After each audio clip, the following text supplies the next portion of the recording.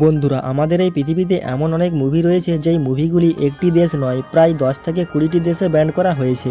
যেমন 50 shade of grey, এই মুভিটিকে একটি নয় বরং 7টি দেশে ব্যান করা হয়েছে, কারণ এটি একটি অ্যাডাল্ট মুভি ছিল এবং এতে অনেক খারাপ সিন দেখানো হয়েছে। তাছাড়া অক্ষয় কুমারের ওএমজি মুভিকেও দুবাইয়ে পুরোপুরি ব্যান করা হয়েছে। তো এই মুভিগুলি কী কারণে ব্যান করা হয়েছে ভিডিওটি সম্পূর্ণ দেখলে অবশ্যই বুঝতে পারবেন। তো আজকের এই ভিডিওটির মাধ্যমে আমরা জানব সেই সকল বিখ্যাত মুভিগুলি যেই মুভিগুলিকে বিভিন্ন দেশে ব্যান করা হয়েছে, আর সেই সকল মুভিগুলি কেন ব্যান করা হয়েছে তা জানলে আপনি অবাক হতে বাধ্য হবেন। তো চলুন বেশি কথা না বাড়িয়ে মূল ভিডিওতে যাওয়া যাক। তো প্রথমে রয়েছে 300 মুভি। এই মুভিটিকে ইরানে সম্পূর্ণ ব্যান করা হয়েছে। ইরান এই মুভিটিকে ব্যান করেছে, তার কারণ হচ্ছে তারা মনে করে এটি আমেরিকার প্রোপাগান্ডা। এরপর রয়েছে মির্জা, এই মুভিটিকে পাকিস্তান পুরোপুরি ব্যান করেছে। এই সিনেমাটি হচ্ছে সোনাম কাপুরের একটি সিনেমা। পাকিস্তান দাবি করেছে এই সিনেমাটি একটি অ্যান্টি মুসলিম সিনেমা, যার কারণে পাকিস্তান এই সিনেমাটিকে ব্যান করেছে।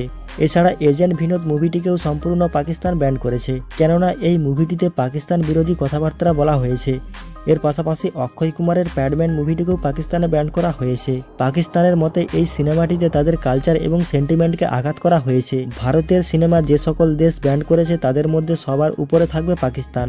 আর শাহিদ কাপুরের উড়তা পাঞ্জাব সিনেমাটিকেও ব্যান করেছে পাকিস্তান, কারণ এই মুভিটিতে গান বাজনা নিয়ে অনেক ভায়োলেন্স রয়েছে। তো এরপর রয়েছে ওএমজি সিনেমা। এই সিনেমাটিকে ইউনাইটেড আরব আমিরাতে ব্যান করা হয়েছে। এর পাশাপাশি পাকিস্তানেও এই সিনেমাটিকে ব্যান করা হয়েছে, কারণ এই সিনেমাটিতে হিন্দু দেবদেবীদের পূজার্চনা নিয়ে কথাবার্তা বলা হয়েছে। এছাড়াও ভারতের অনেক অ্যান্টি মুসলিম সিনেমা রয়েছে যেইগুলিকে পাকিস্তান এবং অন্যান্য দেশ ব্যান করেছে। এরপর রয়েছে পদ্মা ভাট সিনেমা।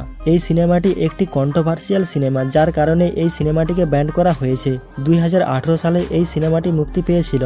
এই মুভি ডিরেক্টর মুভি রেটিং বাড়ানোর জন্য এর আসল কাহিনী দর্শকদের কাছে লুকিয়েছিল এবং ইতিহাসকে পরিবর্তন করে ফেলেছিল। যেমন ইতিহাসে আলাউদ্দিন খলজি এবং রাজা রতন সেন কখনোই দেখা করেননি, কিন্তু এই মুভিতে এদের দুজনের কন্ট্রোভার্সিস দেখানো হয়েছে। এই মুভির বিভিন্ন প্লট এবং সিনের কারণে মালয়েশিয়াতে পুরোপুরি এই মুভিটিকে ব্যান করা হয়েছে। যেহেতু মালয়েশিয়া একটি মুসলিম দেশ, আর এই সিনেমাটিতে মুসলিম নেতাকে অনেক নেগেটিভভাবে দেখানো হয়েছে। এছাড়াও অনেক মুসলিম ক্যারেক্টারকে অনেক নেগেটিভভাবে দেখানো হয়েছে, যেই কারণে মালয়েশিয়া এই সিনেমাটিকে পুরোপুরি ব্যান করে দিয়েছে। তো যাই হোক, এরপর রয়েছে দ্য ডিক্টেটর।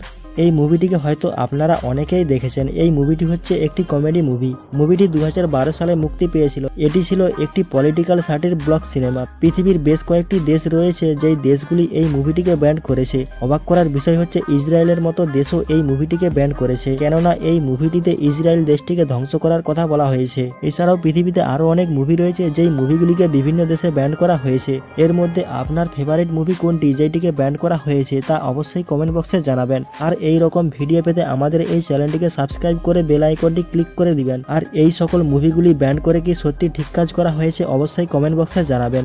তো আজ এই ছোট্ট ভিডিওটিকে এখানেই শেষ করছি।